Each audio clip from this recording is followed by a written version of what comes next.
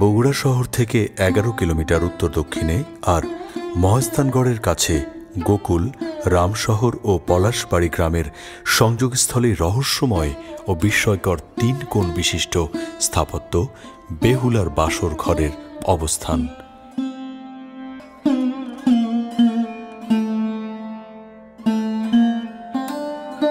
স্থাপত্যটি গোকুল মেধ বা লক্ষিন্দরের মেধ বলেও পরিচিত। স্থানীয়রা এই নিদর্শনকে বেহুলার বাসর ঘর বলে থাকলেও ইতিহাস ও প্রত্নতত্ত্ববিদদের মতে এটি একটি প্রাচীন বৌদ্ধ মঠ। প্রাচীন বাংলার সুবিখ্যাত মঙ্গল কাব্য মনসামঙ্গলের প্রধান চরিত্র এবং চাঁদ সওদাগরের পুত্র লক্ষিন্দরের স্ত্রী বেহুলা। অনেকেই বলে থাকেন এখানেই হয়েছিল বেহুলার বাসর, যা সেন যুগেরও অনেক আগের কথা। তবে বর্তমানে গবেষকদের মতে এটি ৮০৯ থেকে ৮৪৭ খ্রিস্টাব্দে দেবপাল নির্মিত একটি বৌদ্ধ মঠ।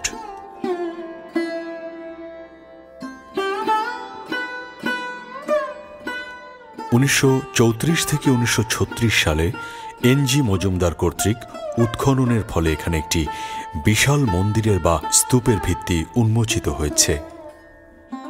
এ ভিত্তিটি স্তরে স্তরে উঁচু করে কুঠরি নির্মাণ রীতিতে নির্মিত। এটি নির্মাণ করা হয়েছিল পুন্ড্রবর্ধনের রাজধানীকে শত্রুর হাত থেকে রক্ষা করার জন্য। সুপ্রিয় দর্শক, আমি এখন যে স্তম্ভটি মানে প্রত্নতাত্ত্বিক স্থাপনার নিচে দাঁড়িয়ে আছি, এটি হচ্ছে ১২শ শতাব্দীর আগে নির্মিত একটি প্রত্নতাত্ত্বিক স্থাপনা, যেটিকে বাংলাদেশের সবাই এবং স্থানীয়রা বেহুলার বাসরঘর নামে বলে।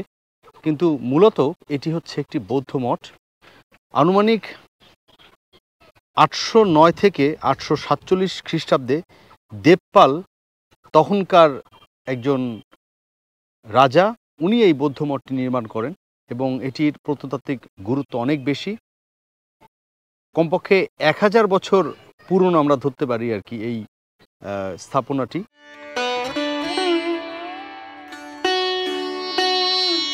বেহুলার বাসর ঘরে ১৭২টি কুঠরি বিভিন্ন তলে মাটি দিয়ে ভরাট করে নিচ থেকে উপরের দিকে ক্রমহ্রাসমান করে এমনভাবে সাজানো হয়েছিল যাতে এগুলি কোনো সুউচ্চ মন্দির বা স্তূপের ভিত্তি হিসেবে ব্যবহৃত হতে পারে। এরূপ স্তরে স্তরে উঁচু করা বহুতল বিশিষ্ট সমান্তরাল ঠেস দেয়ালযুক্ত ভিতের উপর প্রকৃত স্থাপত্য নির্মাণ রীতি প্রাচীন বাংলাদেশের একটি তাৎপর্যপূর্ণ স্থাপত্য বৈশিষ্ট্য।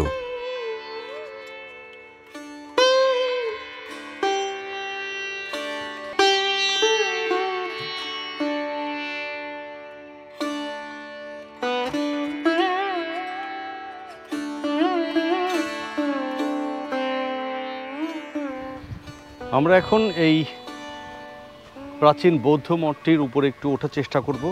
মোটামুটি আপনার ভালোই উঁচু, একটু সাবধানে উঠতে হবে, কারণ এখানে হচ্ছে স্লিপের সম্ভাবনা থেকে যায়। আমরা একটু উপরের দিকে ওঠার চেষ্টা করছি, একটু ভয় লাগছে, কারণ পড়ে গেলে আবার একটু ভয় লাগছে। কিন্তু দর্শক, আমরা এখান থেকে এভাবে ওঠার চেষ্টা করি, নিচের দিকে তাকানো যাবে না।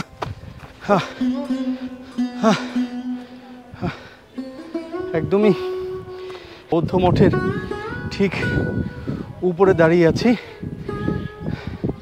এখান থেকে নিচে দেখা যাচ্ছে, এটাকে অনেকটা শিব মন্দিরও বলা হয়, যদিও এটা,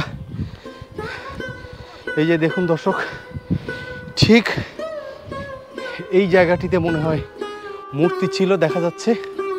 এখানে মনে হয় আপনার ওই শিব মন্দির কিংবা মূর্তিকে বসিয়ে পূজা করা হতো।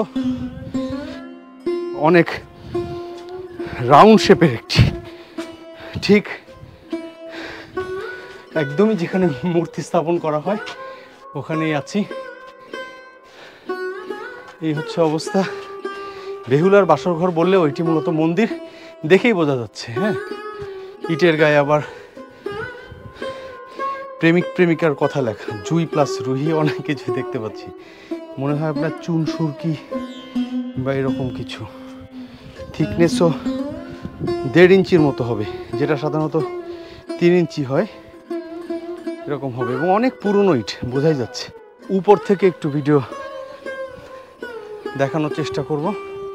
এই হচ্ছে আপনার টপ ভিউ। নিচে নেমে যাওয়ার চেষ্টা করব। নামার সময় খুবই সাবধানে নামতে হবে, কারণ একদম কিন্তু আমরা টপে আছি। বোঝাই যাচ্ছে এটি হচ্ছে পুরনো মন্দির টাইপের। কেমন এই দেখুন সিঁড়ি বেয়ে উঠে উঠে মন্দিরে পূজা করতে আসতো এখান থেকে 1000 বছর পুরনো আমলের মানুষগুলো। বোঝাই যাচ্ছে এইখান থেকে এই যে সিঁড়ি, মনে হয় এই সিঁড়ি থেকে উঠে এই মন্দিরে যেত আর কি। হ্যাঁ, বোঝাই যাচ্ছে ওখানে একদম সেন্টারে গোল একটা জায়গা। এখানেও আপনার সিঁড়ি আছে, এপাশেও সিঁড়ি আছে। এই যে অনেক সিঁড়ি।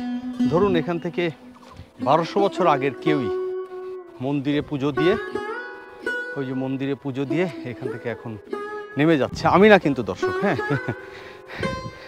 এই যে নামছি।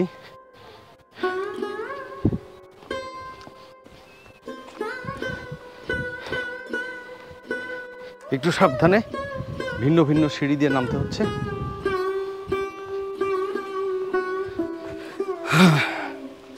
একটু সাবধানে নামতে হবে, কারণ ভালোই উঁচু আছে দর্শক। বাচ্চা কাচ্চারা না উঠাই ভালো।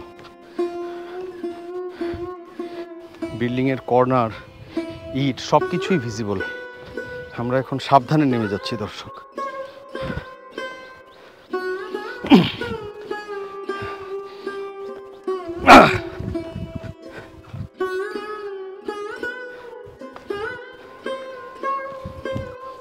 এই যে একদম নিচে নেমে গেলাম।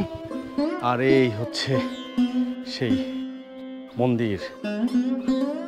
ভালো ওয়াকওয়ে রয়েছে আর কি, পুরো মন্দিরটা ঘিরে ওয়াকওয়ে, পাশে বাগান, পাতাবাহারের গাছ, গোলাপ ফুল।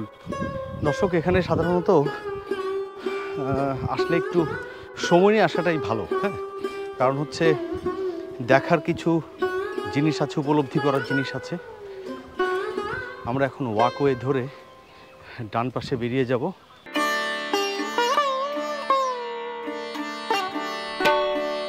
এ মন্দিরের সঙ্গে পরবর্তী গুপ্ত যুগের, যা ধারণা করা হয় 6 থেকে 700 শতকের দিকে, কতগুলি পোড়ামাটির ফলক পাওয়া গেছে। 1100 থেকে 1200 শতকে সেন যুগে এখানে বারান্দাযুক্ত একটি বর্গাকৃতির মন্দির নির্মিত হয়েছিল বলে খোঁজ পাওয়া যায়। এ মন্দিরে বহু গর্তযুক্ত একটি ছোট প্রস্তর খণ্ডের সঙ্গে ষাঁড়ের প্রতিকৃতি উৎকীর্ণ একটি সোনার পাত পাওয়া গেছে। এ থেকে ধারণা করা হয় যে এটি একটি শিব মন্দির ছিল। বেহুলার বাসরঘর মূলত একটি লোককাহিনী দ্বারা আলোচিত ইতিহাস। বাস্তবে অবশ্য এই নামের সাথে স্থাপনার মিল পাওয়া কঠিন। এ স্তূপটি বাসরঘর নয়। স্তূপটির পশ্চিমার্ধে আছে বাসরঘরের প্রবাদ স্মৃতিচিহ্ন। পূর্বার্ধে রয়েছে 24 কোণ বিশিষ্ট চৌবাচ্চা সদৃশ একটি বাথরুম। ওই বাথরুমের মধ্যে ছিল 8 ফুট গভীর একটি কূপ। কথিত আছে কূপটিতে বেহুলা লক্ষিন্দর মধুনিশি যাপনের পর কূপে রক্ষিত জলে গোসল করে তাতে শুদ্ধতা লাভ করতে সক্ষম হতেন। পুরো স্থানটি 1 একরের মতো। চারিদিকে রয়েছে হাঁটার স্থান, অনেক ধরনের গাছ, ছায়া সুনিবিড় দারুণ একটি জায়গা এটি। ওয়াকওয়ের দুপাশে আছে ঝাউ গাছ। পাশের দুটি তাল গাছ দাঁড়িয়ে আছে কালের সাক্ষী হয়ে।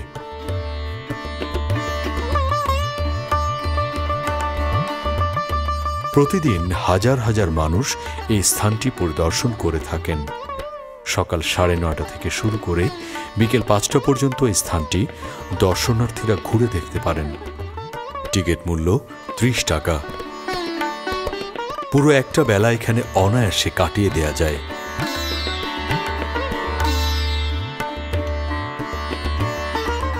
হাজার বছরের এই স্থাপনা কালের সাক্ষী হয়ে দাঁড়িয়ে আছে আপন মহিমায়। হয়তো আরো 1000 বছর পরেও মানুষ ইতিহাস পড়বে আর খুঁজে ফিরবে অতীতের কল্পলোক।